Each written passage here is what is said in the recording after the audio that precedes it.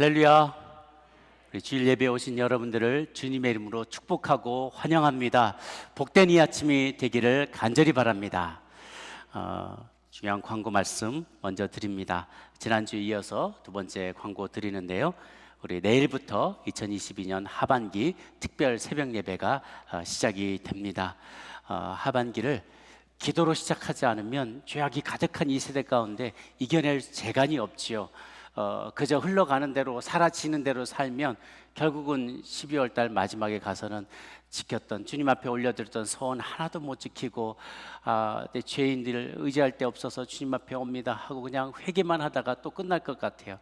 회개만 하는 인생이 아니라 주님 앞에 약속한 것 올려드리고 아름다운 열매 올려드리는 그러한 삶 될 수 있도록 우리 하반기를 다 같이 열심히 기도하면서 새롭게 시작할 수 있으면 좋겠습니다. 우리 뒤에 보면은 그래서 저희가 특별하게 여러분 교구별로도 오실 수 있는 날들을 이렇게 다 이렇게 친절하게 해드렸어요. 그래서 1교구는 월요일 날만 오시라는 말씀은 아닙니다.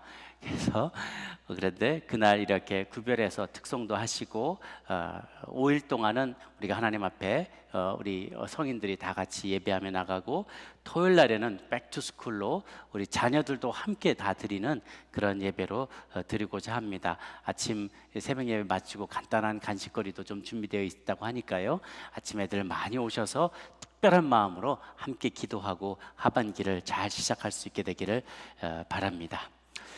자, 오늘 계속해서 사도행전 강해 진행하도록 하겠습니다. 제가 지난 시간에 사도행전 18장의 말씀 말미에 볼 때 바울이 에베소에서 잠깐 고린도 갔다가 에베소에서 사역하고 다시 예루살렘과 안디옥으로 돌아가면서 2차 선교 여행을 다 마쳤다고 했어요. 그럴 때 그 말미에 에베소에서 들어올 때 그 에베소에 들어오면서 남겨놓은 브리스길라와 아굴라 부부가 한 사람을 만난 이야기가 나왔습니다. 아볼로라는 청년이었죠. 근데 그 사람이 알렉산드리아라는 이집트의 그 대도시, 도서관이 어마어마한 대도시에, 그래서 거기서 공부하고 자라난, 그래서 어떻게 보면 다문화를 다 섭렵한 그리스 문화와 그리고 히브리와 헬라 문화를 다 통달한, 그러면서 공부도 많이 한 학식 있는 이 사람이 세례 요한으로부터 그가 교육을 받아서 요한의 세례를 전파하는 데까지 할 수 있었던 그런 사람이 에베소에 왔다고 했어요. 그래서 브리스길라와 아굴라가 딱 그 말씀을 들어보니까 너무 말씀이 좋고 구약을 통달해서 알고 있는데 요한의 세례까지만 알고 있어서 그가 그것을 넘어가는 것에 대해서 가르쳐 줬을 때 깨달음을 얻고 아가야라는 지역, 고린도가 있는 아가야 지역으로 축복을 받고 건너가 고린도 교회를 섬기게 되었다라는 얘기까지 지난주에 나눴습니다. 이제 그가 충분히 안식을 취한 이후에 다시 서플라이를 얻어서 3차 전도 여행을 시작하게 되면서 첫 도시 에베소, 내가 다시 오겠다, 주님께서 뜻하신다면 다시 오겠다고 약속했던 그 에베소로 떠나는 장면입니다. 오늘 지도를 한번 보여주시면 우리 3차 전도 여행에 이제 가시는 여정인데요, 안디옥에서 시작해서 이제 에베소로 드로아로 이렇게 쭉 떠나서 돌아오게 됩니다. 가만 보시면 이 지도에서 3자가 보입니다. 믿음의 눈을 뜨시면 잘 보입니다. 그래서 외우기 쉽게 이렇게 갔다가 다시 거꾸로 이렇게 돌아오게 되는 거죠. 3차 전도 여행인데요, 첫 번째 도착지가 바로 에베소입니다. 보시면 아시다시피 이렇게 에베소가 이 소아시아의 끝에 반도의 바로 끝에 위치해 있죠. 그래서 고린도와 직항이 굉장히 많았다고 해요. 고린도와도 직항이 있고 데살로니가, 빌립보로도 직항들이 많이 있어서 무역 도시였습니다. 서쪽에서 오는 그 물자들을 다 받아서 동쪽으로 전해주는 중개 무역도 굉장히 성했고요. 보시다시피 북쪽과 남쪽의 도로의 한복판과 동쪽으로 이어지는 도로의 크로스로드에, 그 교차로에 위치해 있어서 굉장히 부유한 도시였다라고 해요. 또 그 바로 앞에 보시면 그 이제 반모섬이 있는데, 여러분 잘 기억하다시피 사도 요한이 마지막까지 있었던 지역이기도 합니다. 에베소 자체에는 예수님의 어머니신 마리아를 모셨던 집이 있어요. 예수님의 유언을 따라서 사도 요한이 에베소에서 끝까지 예수님의 어머니 마리아를 섬겼고, 그래서 마리아 기념 교회도 있고요. 그리고 마리아의 집터도 있다고 해요. 그래서 그 앞에 보면 그가 또 그리고 나서 반모섬, 에베소 바로 남서쪽에 조그마한 섬이 있습니다.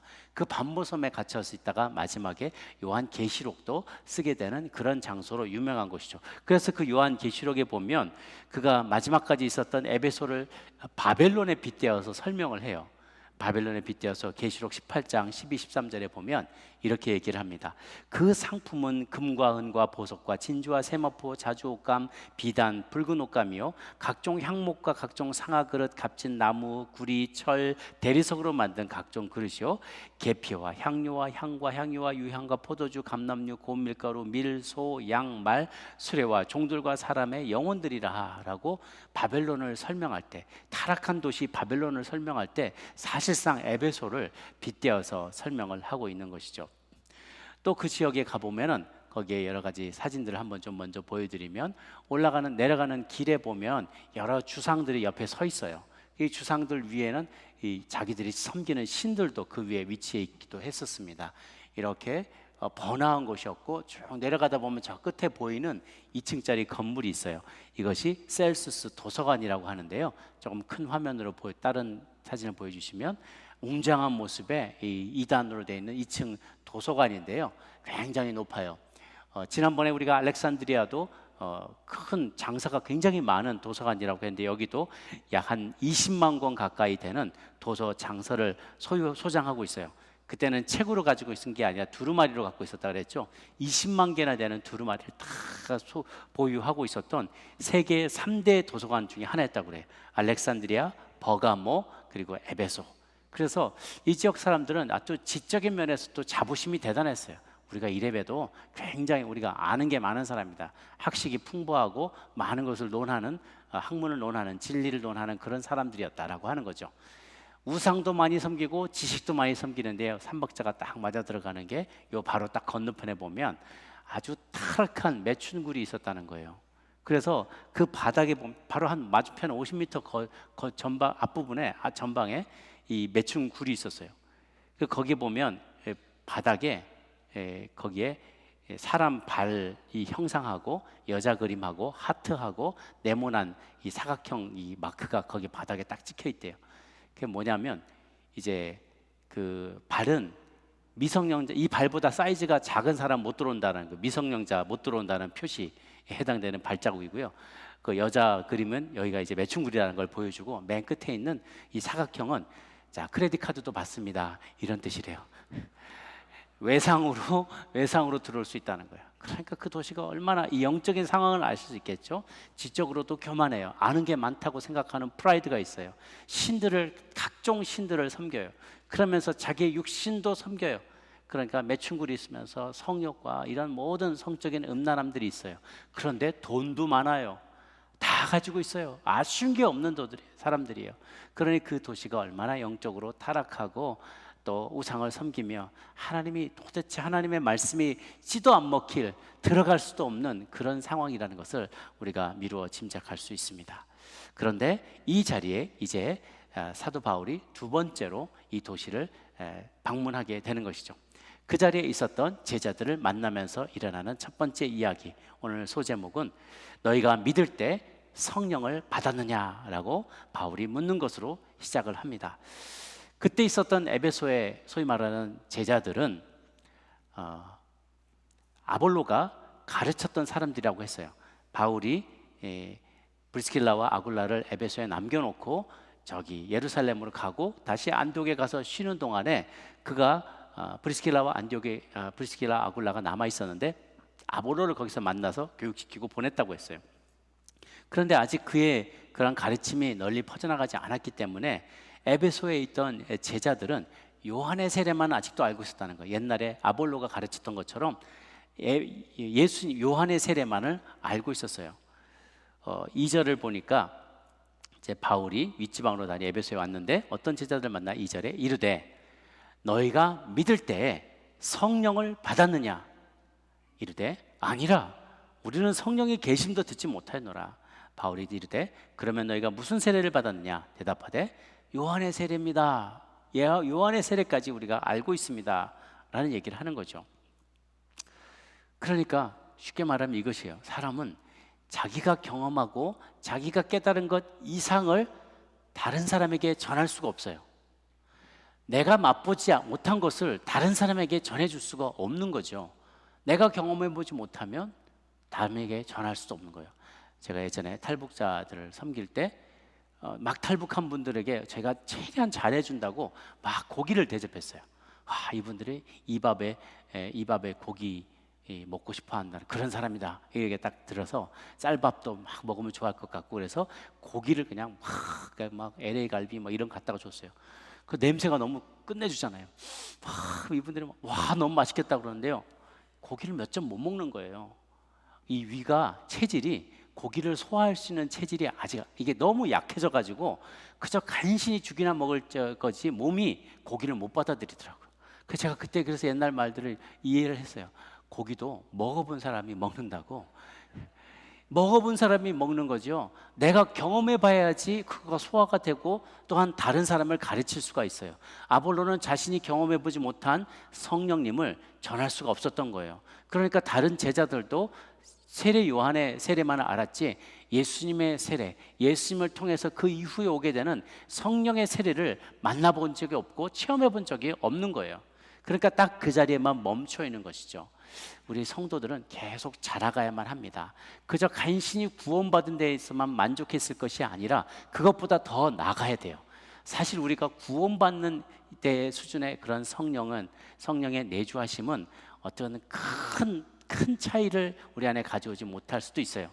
여러분 가운데 나는 구원받고 예수님을, 내가 죄인인 것을 깨닫고 예수님을 믿게 되었지만 내가 성령을 받았나 안 받았나 아리까리한 분들이 계실 거예요.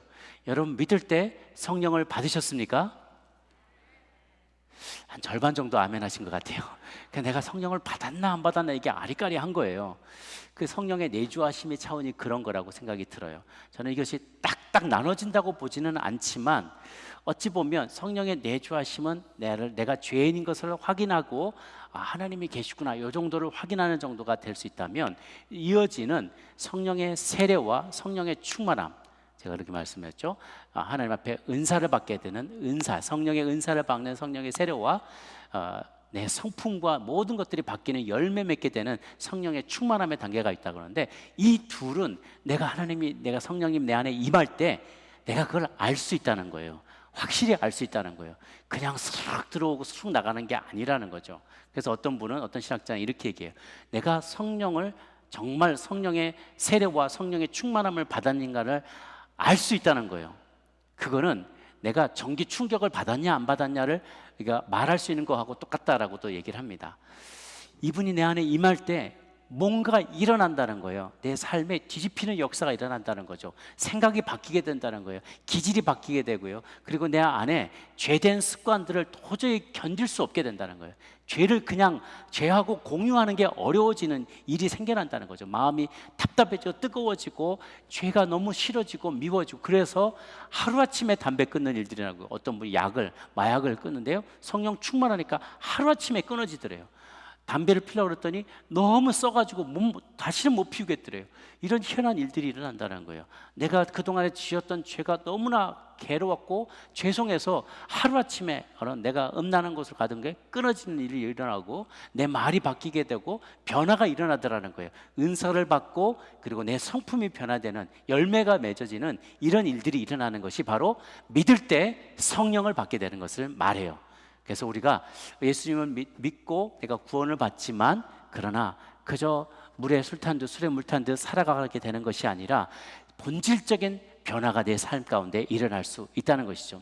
우리가 휴가철에도 보면은 한 달씩 두 달씩 비운 집이 있다. 그럼 보면은 여기 사람 사는 집인지 안 사는 집인지 금방 보면 알 수 있다는 거예요. 잘 모르시겠어요? 도둑의 관점에서 생각을 해보세요. 그러면 금방 이해가 돼요. 집에 갔는데 남들은 다 쓰레기통이 다 들어져 있는데 몇 주째 쓰레기통이 바깥에 댕그랑댕그랑 이렇게 돌아다니고 있어요. 뚜껑 딱 열려가지고. 그러면 대부분 사람 안 사는 집이에요. 지금 사람이 어디 떠나간 집이에요. 잔디가 막 이만큼, 아무도 안 깎아서 이만큼 자라났어요. 사람 안 사는 집이죠. 아마존 딜리버리 한 게 박스가 이만큼 쌓여 있어요. 그러면 사람 안 사는 집인 거죠. 도둑의 관점에 생각을 해보세요. 사람이 없는 거예요. 그러면 사람이 있다는 건 뭐냐? 그 밤에 돼도 불이 안 들어와 있어요. 그런데 사람이 사는 집은요, 부지런히 뭐 청소를 하고 뭐 잔디를 깎고 바깥에 불이 켜져 있고 저녁 만드는 음식 만드는 냄새가 나고 부지런히 뭐가 차가 왔다 갔다 하고, 그러면 사람 사는 집이죠. 성령님이 우리 안에 있다는 것은요, 성령님이 있기 전과 있기 이후, 있은 이후에 before, after가 똑같을 수가 없어요. 성령님이 내 안에 강력하게 임하셨다면 그 사람의 삶은 뒤집어지는 거예요. 성령님이 계신지 안 계신지 모를 수가 없어요. 성령님이 계신 사람의 삶은 변화되기 마련이기 때문입니다. 그 성령이 계신 사람의 삶은 누군가에게 터치가 될 때 그 사람의 삶이 변화되게 돼요. 능력이 나타난다는 것이죠. 성령님은 능력을 우리 가운데 공급해 주십니다. 그래서 성령님의 임하지 않은 삶과 임한 이후의 삶, before, after가 확연하게 달라지게 된다는 것이죠. 그러나 우리 가운데요, 그냥 성격이 좋아서 참 잘 사시는 분이 계세요. 신앙생활을 할 때 저 정도면 신앙생활 괜찮지, 굉장히 성실하고 착하게 책임감 있게, 그리고 나이스하고, 성격도 참 나이스하고 인격적으로 살아가시는 분들이 계실 수 있어요. 그런데 그거는 자기 기질이 성격이 좋아서 그렇게 사신 것이지, 그것이 성령 충만함과 똑같다고 보면 안 된다는 거예요. 자기 혼자 착하게 살 수 있지만, 그러나 끝까지 내가 죄를 이기는 삶을 살기 위해서는 성령님의 도우심이 필요해요. 나아가서 누구에게 말 한마디 할 때 그 말로 인하여 그 사람의 인생이 변화되기 위해서는 내게로부터 능력이 나가야만 한다는 거예요. 그 능력은 내게 없는 능력이에요. 내가 받아서 나누는 능력인 것이죠. 이게 바로 성령의 능력인 것입니다. 여러분 모두가 이런 성령의 충만함을 받을 수 있게 되기를 바랍니다. 그런데 하필 다음 주부터 특세네요. 할렐루야. 제게 예비한 본문은 아닌데 성령님이 기가 막히게 특세 전날 말씀 주제를 이걸 주셔서 제가 얼마나 감사한지 모르겠어요. 여러분의 삶에 너무 무기력하다, 나는 구원 받았는데 왜 이렇게 나는 무기력할까? 왜 나는 죄를 이기지 못할까? 나는 왜 이렇게 유혹에 이렇게 무기력하게 넘어질까? 왜 내 말에는 힘이 없을까? 나는 왜 하나님 앞에 서운하고 지키지 못할까? 나를 통해서 왜 주변 사람들은 변하지 않을까? 이것이 늘 고민되고 너무 낙심되고 무기력함 가운데 원수마귀에게 질질질질 끌려가는 삶을 살으셨다면 주님 앞에 구별된 시간을 가지고 구별된 마음과 열정을 가지고 부르짖으며 나가시기를 바랍니다. 그리고 그것은 그저 감정적인 흥분만이 아니라 분명히 말씀에 솔리드하게, 말씀에 파운디드, 말씀에 뿌리를 둔 그러한 성령 충만함이 하나님께서 가장 기뻐하시는 건강한 성령 충만함인 줄 아시기를 바랍니다. 그래서 말씀도 함께 들으시며 기도하며 주님 앞에 나아갈 때 무기력함을 떨치고 우리의 육신의 연약함도 떨치고, 하나님이 원하신다면 육신의 질병도 고쳐주시고 내게 은사도 주시고 열매도 맺게 하셔서 우리의 삶이 놀랍게 변화되는 그러한 축복이 있게 되기를 간절히 바랍니다. 바울이 그래서 그가 이렇게 얘기합니다. 4절에 요한이 회개의 세례를 베풀며 백성에게 말하되 내 뒤에 오시는 이를 믿으라 했으니 이는 곧 예수라. 사도 세례 요한도 그것을 인정했어요.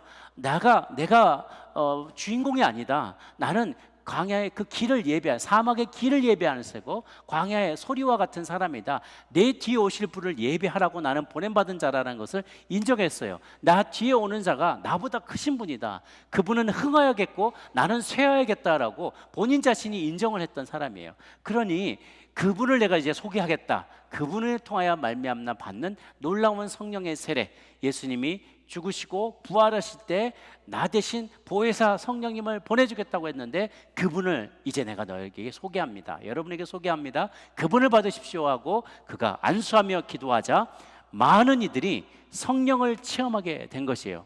세례를 받으니 6절 바울이 그들에게 안수함에 성령이 그들에게 임하심으로 방언도 하고 예언도 하게 되었다. 모두 12사람이 되었더라.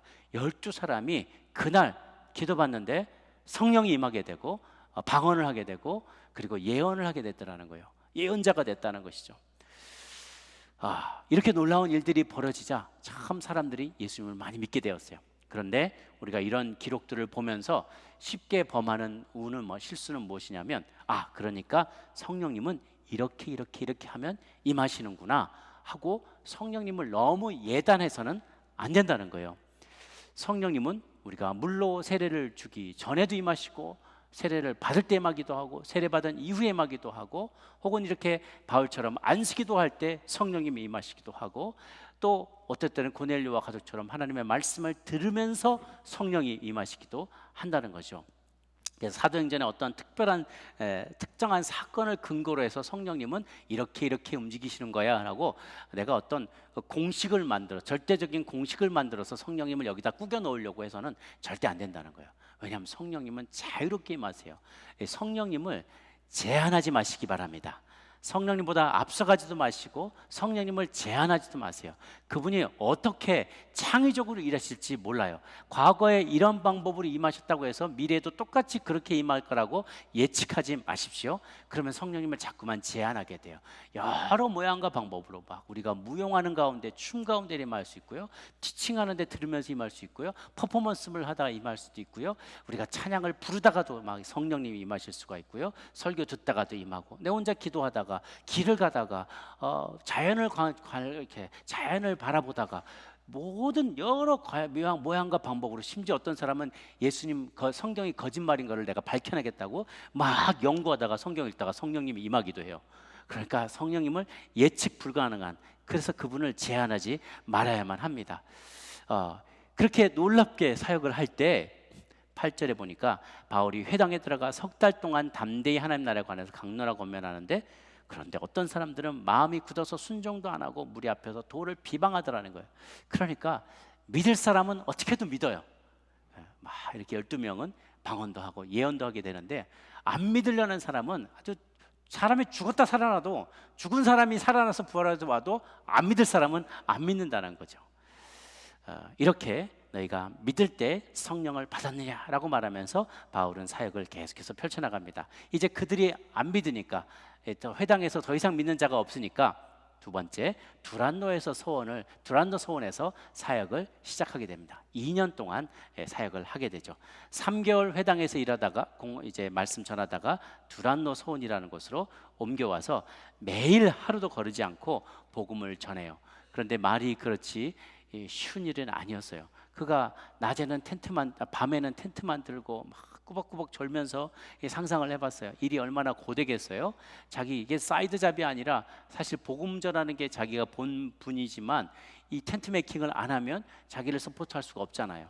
그렇다고 뭐 사례금 받아가면서 본인이 일하는 게 아니었기 때문에 밤에 되면 주경야도 하듯이 밤에 되면 이거 막 열심히 오히려 밤에 텐트를 만들고 이거를 열심히 브리킬라와 함께 이거 작업을 하고 피곤한데 또 아침에 일찍 일어나서 또 두란노 소원에 강의하러 나가는 것이죠. 이 소원이란 말이 스콜레라는 스쿨의 기원이 되는 말인데요.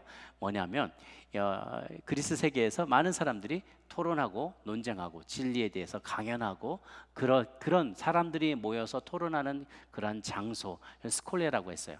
그것은 아주 다목적 공간이기도 해서 공연도 가끔 이루어지고 그렇다고 하죠. 그러려면 그 공간을 내게 아니기 때문에 대여하고 이렇게 하려면 또 비용도 들기 마련이죠. 그 당시 로마 제국에 이 스콜레가 굉장히 많았는데 이곳에 날마다 사람들이 모여서 예배하고 말씀 공부도 하고 했기 때문에 이곳을 이제 빌려야만 했는데, 기록에 의하면 이 두란노 소원은 티란노스라는 사람이 만든 작은 공부방 같은 도서관 같은 그런 곳이에요. 그런데 대부분 이 사람들이 많이 쓰는 시간이 아침 시간 아니면 저녁 시간입니다. 지금도 그렇지만 이 라틴 문화, 라틴 계열들, 남미나 유럽의 남부 쪽에 사는 사람들은 날씨가 따뜻하고 덥기 때문에 이 낮 시간 되면 시에스타, 낮잠을 자요. 그러니까 11시부터 한 3시나 이 정도까지는 뜨거운 시간이기 때문에 태양이 세서 사람들이 일 안 하고 거기서 낮잠을 잔단 말이에요.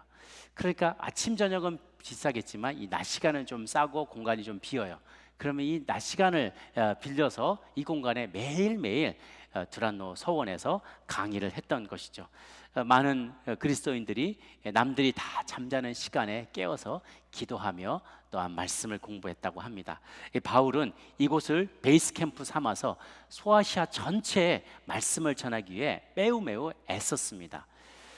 그가 교회를 뜨겁게 사랑하며 예수님을 사랑하기 위해서 충성스럽게 섬겼기 때문에 2년 동안 가장 오랫동안 이 에베소 도시에 머물면서 말씀을 증언했는데, 그랬더니 그들이 떠날 때쯤에 10절에 보니까 2해 동안 이같이 하니 아시아 전체에 사는 자는 유대인이나 헬라인이나 다 주의 말씀을 듣더라. 곳곳에까지 하나님의 말씀이 증거된 거예요. 아시아 곳곳에 하나님의 말씀, 소아시아의 말씀이 증거되죠. 뿐만 아니라 그는 에베소에 있으면서도 고린도에, 우리 요즘 고린도후서 말씀을 공부하고 있잖아요. 이 고린도에도 고린도 전서 편지를 보내서 바울 파냐 아볼로 파냐 예수 파냐 막 이렇게 베드로 파냐 누구에게 속했다 이런 이 분쟁들이 있을 때 그것에 대해서도 조언을 하고 쓴소리를 하고 계속해서 목양하는 것을 이제 보게 됩니다. 두란노에서 2년 동안 열심히 목회를 했어요. 그랬더니 이제 세 번째, 바울을 통해 놀라운 기적이 일어나게 되는 것이죠. 11절을 보니까 하나님이 바울의 손으로 놀라운 능력을 행하게 하시니. 자, 이걸 잘 한번 보시면 문장의 구성을 봐주시기 바랍니다. 주어 누구죠? 하나님이 누구를 통해서? 바울의 손을 통해서 무엇을? 놀라운 능력을 행하셨다. 주체가 누군지가 항상 중요해요. 베드로 사도행전에 보면 베드로를 통해서 수천 명이 예수님을 믿게 되었다 할 때 하나님이 그 일을 시작하셨다. 그의 입술에 말을 줬다. 이렇게 꼭 표현들을 합니다. 우리는 놀라운 기적을 일으킬 때 그 기적의 주체가 누군지를 잊지 말아야만 합니다. 하나님이 바울의 손을 통해서 놀라운 능력을 행하게 하셨다는 것이죠. 바울이 기적을 일으켰다라고 쓰지 않고 바울이 도구로 쓰임받았다라고 쓰고 있습니다. 그런데 쓰임받을 때 어떤 것을 또 심지어는 어떻게 역사가 일어났냐면 12절에 심지어 사람들이 바울의 몸에서 손수건이나 앞치마를 가져다가 병든 사람에게 얹었더니 그 병이 떠나고 악귀도 떠나가더라라는 거예요. 우리가 그래서 야, 이 바울의 소지품에서도 이렇게 역사가 일어나는구나. 막 행커치프 여기서 탁 해놔는 이걸 갖다 놨더니 막 치유가 일어나 이렇게 생각하는데 그게 아니고 머리에 둘둘 감았던 땀에 쩔은 손수건 있잖아요. 머리에다 밴드 감는 거. 땀에 쩔은 손수건. 에이프런은 뭐예요? 뭐 일하다가 막 손에 뭐 묻은 거 있으면 막 털고 가끔가다 코도 풀고 아주 지저분한 그 에이프런을 말하는 거예요. 우와, 뭐 꽃무늬 이게 아니라. 그러니까 그 말은 무엇이냐면 사도 바울이 대단하기 때문에 혹은 그가 가진 물건이 귀하고 값지고 너무나 좋은 거기 때문에 하나님이 그걸 사용했다는 게 아니라 하찮은 거라도 하나님이 쓰시기 원한다면 기적의 통로로 쓰임받을 수 있다는 것입니다. 그것은 우리 모두에게도 주는 귀한 메시지입니다. 우리가 보잘것없어 보여도, 내가 병약해도, 배운 게 많지 않아도, 소유가 많지 않아도 하나님은 우리의 손과 발과 우리의 입술과 우리의 모든 것들을 능히 사용하실 수 있다는 것입니다. 하나님은 지금도 당신의 손과 발로 쓰여서 주님의 기적의 통로, 축복의 통로로 쓰임받을 하나님의 사람들을 찾고 계십니다. 그래서 하나님은 부족한 종이 입술을 열 때 그것이 하나님의 말씀처럼 대언되어 줄 수 있어요. 우리 성가대가 입술을 열어 찬양할 때 그 입술을 통하여 하나님 모든 성도들의 마음에 감동을 줄 수 있습니다. 여러분이 1:1 제자 양육을 할 때 그 했던 주었던 말들, 여러분이 상담할 때 누구에게 줬던 하나님의 약속의 말씀, 여러분이 어디 가서 누군가를 봉사할 때 연약한 자들을 도울 때 했던 그 봉사의 손길들을 통하여서 하나님은 기적을 일으킬 수 있다는 것입니다. 기적이 겉으로만 보이는 기적은, 겉으로 보이는 기적은 작은 기적이에요. 사실은 뭔가 막 놀라운 일들이 물리의 세계에 일어나는 그 기적들은 오히려 사소한 일입니다. 더 중요한 기적은 뭐냐? 사람의 마음이 변화되는 기적이에요. 우리가 그렇게 하나님의 도구로, 축복의 도구로 우리 입술을 우리의 찬양으로, 우리의 말씀으로, 우리의 섬김으로 누군가를 돕고 누군가를 격려할 때 사람들의 마음에 지각 변동이 일어날 수 있습니다. 죄 가운데 쩔어 살던 인생이 죄로부터 뜨뜨뜨뜨 뜯어져서 선의 빛의 나라로 옮겨올 수 있다는 것이에요. 왜냐하면 이 죄악의 모습을 가만 보면 죄악은 생태계를 이룹니다. 우리가 무슨 생태계라는 거잖아요. 뭐가 하나 있으면 그 산업군이 같이 따라오죠. 조지아에 뭐 현대 사바나에 지금 현대 자동차가 이제 들어온다는데, 자동차 하나만 들어오는 게 아니라 거기에 많은 하청업체들이 같이 따라오 들어오잖아요. 그러면서 생태계가 구성이 되는 것처럼, 선한 생태계가 있는 것처럼 악의 생태계도 존재해요. 악은 혼자서 단독으로 존재하는 게 아니라 그 밑에 뿌리가 다 있다는 것이죠. 제가 텃밭에 뭐 이렇게 그 심다가 너무 따닥따닥 심었어요. 고추를 너무 따닥따닥 심었어요. 그래서 안 되겠다 싶어가지고 얘를 좀 옮겨서 심어보려고 했는데요. 파보고 깜짝 놀랐어요. 안에 막 우울하게 이게 서로가 막 너무 바짝 붙여놨더니 서로가 막 네트워크를 만들어가지고 나 혼자 안 뜯겨지겠다는 거예요. 이놈을 뜯으려고 했더니 다 뜯어지는 거예요. 생태계가 그래요. 죄악의 생태계가 그렇습니다. 죄는 혼자 생기지 않고 서로가 네트워크를 이뤄서 서로를 계속 붙잡아 놓는 거예요. 우리가 다른 데에 옮겨 심겨지지 못하도록. 그래서 우리 힘으로는 불가능해요. 맨정신에 불가능해. 죄를 끊는 게 어려워요. 그런데 성령을 받게 되면, 성령이 우리 가운데 임하면 죄의 생태계로부터 뜯어져서 나와서 자유의 나라로, 빛의 나라로 옮겨 심겨질 수 있다는 것입니다. 그것이 나의 힘으로가 아니고 하나님의 능력으로 그것이 가능해지고요. 하나님은 그 선한 일을 이루는 일에 저와 여러분을 손과 발과 우리의 입술과 우리의 재능과 우리의 물질과 우리의 열정을 다 사용하시기를 원하십니다. 그렇게 사로잡혀서 쓰임받는 인생이 복된 인생인 거예요. 행복한 인생인 것이죠. 그래서 그 쓰임받는 나라는 바람잘 날이 없어요. 하나님이, 성령님이 쓰시는 인생이 조용할 수가 없죠. 샬롬 샬롬, 평안하다 평안하다. 저는 예수 믿고 났는데요, 하는 일마다 다 잘 돼요. 그분이 예수님을 잘 믿는가 다시 한번 돌아봐야 돼요. 하는 일마다 다 평안해요. 어쩌면 저는 예수님 믿고 나서인데도 저는 거 하나도 차이가 없고요, 평안하고 인생이 너무 행복해요 라고 말한다면 뭔가 문제가 있는 거예요. 사단이 그 사람을 하나도 겁내지 않는다는 거예요. 그 사람이 인생을 통해서 별일이 안 일어나고 있다는 거예요. 그런데 정말로 내가 성령의 충만함을 받고 성령으로 거듭난 사람이라면 비포와 애프터가 달라지게 된다는 거죠. 뭔가가 자꾸만 일어나게 돼요. 불의한 자들과 다툼이 일어날 수밖에 없고요, 하나님의 진리가 아닌 것과는 싸우려는 자꾸만 그런 거룩한 전쟁들이 일어날 수밖에 없다는 것이죠. 그래서 여러분의 삶의 풍파가 끝이지 않는다면 기뻐하시기 바랍니다. 성령님이 여러분과 함께 하시는 증거입니다. 하나님이 여러분을 사용하시는 증거입니다.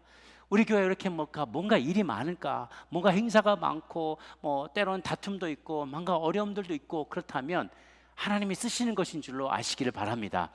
시끄럽고 뭔가가 가지에 바람잘 날이 없고 뭔가 새롭게 받고 변하려고 할 때 거기에 뭔가 어려움이 생겨나고 그 변화를 두려워하지 마세요. 그리고 새로운 일들이 이루어지는 것에 대해서 두려워하지 마시길 바랍니다. 하나님이 일하시는 증거라고 저는 믿습니다. 그래서 이렇게 이 놀라운 일들이 바울을 통해서 기적들이 일어났는데요, 하나님께서 이 법칙을 파괴하시는 것 같지만, 그러나 어떤 의미에서 기적은 하나님이 법칙을 파괴하는 게 아니라 우리가 아는 법칙이 이만큼, 지금까지 발견해낸 법칙이란 게 세상을 움직이는 오퍼레이션 하는 법칙이 이만큼이라면, 하나님은 그 위에 더 많은 알려지지 우리가 모르는 수많은 법칙 가운데서 운행하시는 거예요. 그러니까 우리의 법에서 봤을 땐 이것이 기적처럼 보이고 이 법을 초월한 것처럼 여기지만 여전히 우리 모두는 하나님의 법 안에 운영되고 있다는 것을 우리가 안심할 수가 있어요. 기적은 우리에게는 기적이지만 하나님께는 상식인 것이죠. 바울이 이렇게 놀랍게 일을 하고 났을 때 네 번째, 놀라운 영적 전쟁과 영적인 정화 작업이 일어나게 됩니다. 이것을 보고 13절에 돌아다니며 마술하는 어떤 유대인들이 시험 삼아 악기 들린 자들에게 주 예수의 이름을 불러 말하되 내가 바울이 전파하는 예수를 의지하여, quote, 인용하는 거예요. 예수를 의지하여 너에게 명하노라, 이렇게 얘기를 하는 사람이 있어요. 그러니까 자기는 체험해보지 못했으면서 그 말만 인용하는 거예요. 이름만 이렇게 따서 하는 거죠. 마포에 한 번도 안 가본 사람이 마포 갈비집을 여는 거하고 똑같은 거예요. 나는 가보고 맛본 적도 없지만 그냥 이름을 그대로 갖다가 쓰는 거죠. 뭐 할머니 감자탕, 근데 할머니 대보지 않으신 분이 할머니 감자탕을 만드는 거하고 똑같은 거예요. 그런데 여기 유대의 한 제사장 스게와의 7 아들들도 똑같이 하면서 내가 예수의 이름, 바울이 전하는 예수의 이름을 인용하여 명하노니 너는 병날지어다, 이렇게 하는데 그 얘기를 탁 듣더니 완전 코미디예요. 16절에 악귀 들린 사람이 그에게 말하는데 내가 목소리도 바꿔요. 내가 예수도 알고 바울도 알거니와 너희는 누구냐? 그러면서 확 달려들어서 스게와의 7 아들들을 확 치고 막 상처를 줬다는 거예요. 그들이 막 옷이 벗겨져 가지고 몸도 상하고 그 집에서 도망 나왔다 그래요. 자기는 하나님을 믿지 않으면서 이름만 대서 참칭하는 것이죠. 그것은 흉내낸 자는 보니까 여러분, 하나님이 뜻하시는 영적인 현상이나 기적을 일으키기 위해서는 그도 합당한 자격을 갖춰야 되는 거예요. 미라클과 미라클 워커의 정체성은 서로가 연결되어 있다는 것이죠. 이렇게 악하면서 예수님의 이름을 참칭하는 사람들이 그에게 도리어 악한 영들로부터 공격받게 됐다는 소식이 퍼져나가자 이 도시 전체에 놀라운 하나님을 경외하는 마음이 생기게 됐어요. 그리고 영적인 정화작용이 일어나게 되었죠. 그래서 17절에 에베소에 사는 유대인과 헬라인들이 다 이 일을 알고 두려워하며 주 예수의 이름을 높이고 믿는 사람들이 많이 와서 자복하여 자기가 지금까지 지었던 죄들을 다 통해 자복하며 고하더라는 이런 일이 일어나게 된 것이죠. 그리고 19절에 또 마술행하던 많은 사람이 그 책을 모아다가 가지고 와서 모든 사람 앞에서 불사르는데 책값을 계산한 즉 은 5만이나 되더라. 어마어마하게 많은 부적과 책들과 그들이 섬기던 우상을 갖다 불태웠다는 거예요. 제가 어제 일본에 섬기시는 한 선교사님으로부터 선교 보고를 받았는데요. 그분이 놀라운 이야기를 해주시는 거예요. 자기가 그렇게 그동안 열심히 전도하려고 해도 늘 우상을 섬기고 뭐 신사 참배하고 그러던 자기 조상신 위패에 숨겨다가 아침마다 정성을 들여서 무릎 꿇고 공양하고 그러던 사람이었는데 드디어 예수님을 믿게 되고 성령님이 그 안에 들어가면서 그의 마음에 큰 회심이 일어나게 됐대요. 두 가정이 그렇게 되면서 그들이 그렇게 회심하자마자 눈 벌떡 뜨고 나서 제일 먼저 했는 행동이 이거래요. 사진에 한번 2장을 보여주시면은요, 이 앞에 사진을 먼저 보여주셔야 돼요. 예, 자기들이 모시던 위패, 조상의 신사 섬기던 그 위패와 부적이 얼마나 많았는지 저렇게 하나 가득 쌓이더래요. 그걸 다 갖다 놓고 마당에서 저희가 불을 태워버렸대요. 그 다음에 이제 다음 사진에 다 타고난 쟤들이 두 가정이 다 이렇게 했다는 것이죠. 선교사님이 이야기를 전하시면서 얼마나 기뻐하시는지, 일본에서 이런 일이 일어나는 건 정말 힘든 일이거든요. 교인들의 숫자도 너무너무 0.몇 %밖에 안 되는 이 숫자 중에서 자기가 예수님 믿는다고 고백하고 선포하고 이렇게 끊어보는 일은 이 가족들에게 알려지거나 친척들에게 알려지면 사실 왜 왕따 당하는 일이라고 해요. 얼마나 이지매가 심합니까, 일본 문화에서. 그런데 담대하게 내가 더 이상 이렇게 우상에 질질 끌려다니며 살지 않겠다. 잊지도 않는 신에게, 잊지도 않는 조상신 섬기며 나가 살지 않겠다. 내가 죄인인 것을 깨닫고 이제 나에게 새로운 주인 대신 하나님을 섬기며 나가겠다. 이렇게 불로 확 불질러 놓고 선교사님한테 그 사진을 보여줬다고 해요. 하나님께서 이렇게 다스리는 사람의 삶에는 놀라운 변화가 일어납니다. 이렇게 마술하던 사람들이 다 서적을 불태우고 부적을 불태우고 났을 때 이 모든 일의 결과를 보십시오. 20절을 다 같이 함께 20절 함께 읽습니다. 시작. 이와 같이 주의 말씀이 힘이 있어 흥왕하여 세력을 얻으니라. 아멘. 에베소는 음란한 도시였습니다. 자기의 지식을 자랑하는 도시였습니다. 곳곳에 우상의 신전들이 있던 곳이었습니다. 부족함이 없는 풍성한 부요한 도시였고 바벨론과 같은 도시였습니다. 그런데 그곳에 하나님께서 하나님의 사람을 보내시고 바울이 주님의 손과 발이 되고 입술이 되고 그래서 하나님의 놀라운 기적이 일어나고 성령이 충만하게 될 때 그 도시에 주의 말씀이 점점 힘을 얻고 세력을 얻게 되고 흥왕하게 되었더라라는 아름다운 결론을 우리는 보게 됩니다. 동일한 말씀이, 동일한 역사가 여러분의 삶에도 있게 되기를 바랍니다. 우리 모두가 거하는 도시가 우리로 말미암아, 성령 충만한 우리로 말미암아 하나님의 도구로 쓰임 받기로 자원하는, 손과 발이 되고 몸이 되고 입술이 되고 눈이 되고 하나님의 몸뚱아리가 되기로 도구로 쓰임 받겠노라 다짐한 우리를 통하여 우리가 살아가는 이 도시가 변화되는 역사가 있게 되기를 주님의 이름으로 축복합니다. 기도하겠습니다. 주 하나님 아버지, 우리가 간절히 기도합니다. 우리가 예수님을 믿고 구원받았지만 과연 나는 성령의 사람인가? 나는 성령에 사로잡힌 사람인가? 예수님 믿고 성령 받기 이전과 이후의 삶이 과연 달라진 사람인가 주님 앞에 다시 한번 우리 자신을 돌아보게 됩니다. 주님, 만약 아직 내가 성령의 충만함을 받지 못했다면, 성령의 세례를 경험하지 못했다면, 이 시간 우리가 기도할 때 주 하나님 아버지, 하늘 문을 여시고 주의 성령을 우리 각 사람에게 부어 주시옵소서. 하나님, 내 능력으로, 나의 기질로, 나의 열정으로 죄악을 이기며 세상을 이기겠노라고 다짐하고 또 다짐하지만 우리는 다시 무릎 꿇고 죄 가운데 빠질 수밖에 없는 인생이었습니다. 하나님, 내가 내 몸을 주님 앞에 산 제물로 바치기를 원합니다. 그래서 내가 거듭나고 성령의 임재하심을 경험함으로 말미암아 하나님의 주신 능력, 나의 능력이 아닌 하나님의 능력으로 유혹을 이기고 죄악의 네트워크를, 이 뿌리를 하나님 내가 끊고 주님 안에서 참된 자유를 누릴 수 있게 도와주옵소서. 이 죄악의 생태계로부터 자유하여서 주님의 나라, 빛의 나라로 돌아올 수 있도록 도와주시옵소서. 성령의 충만함으로 새로운 인생 되게, 변화된 인생으로 살게 해달라고 주님께 통성으로 기도하며 나가도록 하겠습니다. 함께 기도하시겠습니다. 살아계신 하나님 아버지, 이 시간 우리의 마음을 쏟아부으며 주님 앞에 나 자신을 산제물로 올려드리며 기도하며 나갑니다. 이전에 대해서 전에 있던 나의 자아에 대해서 죽게 하여 주시옵소서. 새롭게 태어날 수 있게 하여 주옵소서. 죄악의 뿌리가 서로 엉키설키 하나님 모여 있는데, 이 죄악의 네트워크와 이 죄악의 생태계 가운데서 끊고 하나님의 참된 자유를 경험하는 저희들 되게 하여 주옵소서. 하나님, 성령님이 거하시는 집이 되기를 원합니다. 계신지 안 계신지 알 수 없는, 아무도 알 수 없는 그런 집이 아니라 누가 보아도 성령님이 거하시는 그런 인생 되게 도와주옵소서. 내 말씀에 능력이 나가게 도와주옵소서. 우리가 기도할 때 병나는 역사가 있게 하여 주옵소서. 우리가 기도할 때마다 하나님의 말씀을 나누게 도와주옵소서. 하나님, 우리가 권면할 때마다, 상담할 때마다 우리 입술을 통하여 하나님의 능력의 말씀이 나가게 하여 주옵소서. 우리가 봉사할 때, 섬길 때 하나님이 종들을 섬기는 것처럼, 하나님, 우리가 주님을 섬기는 것처럼 섬길 수 있도록 도와주시옵소서. 우리의 말씀과 우리의 표정과 우리의 섬김과 봉사와 모든 헌신을 통하여 능력이 나타나게 하여 주옵소서. 주의 나라가 우리를 통하여 온전히 이루어질 수 있도록 주님 도와주시옵소서.